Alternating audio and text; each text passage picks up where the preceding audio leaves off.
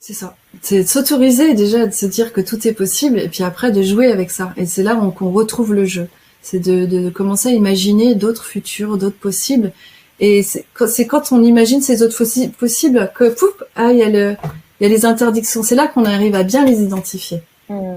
C'est, il y a 4 ans, quand je regardais Jacques Ferber, je me disais, j'avais cette idée-là, et puis, t'es pas à la hauteur. Mm. Donc voilà, ça y est, on a un truc là, qui est là.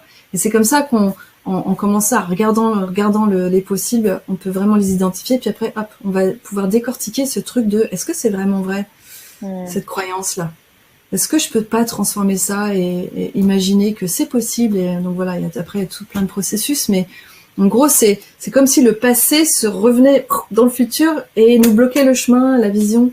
Et en fait, c'est de laisser le passé au passé dans ses croyances et dans ce qu'on hérite, et de dire merci, et voilà, hop, on change le scénario. Mais ça prend du temps, ça prend...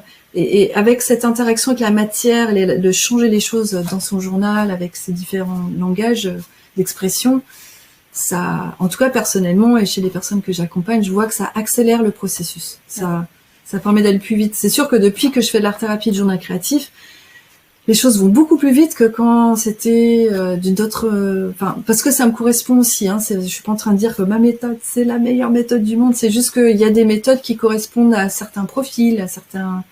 Et voilà, je vois que quand ça match, ça peut aller très vite.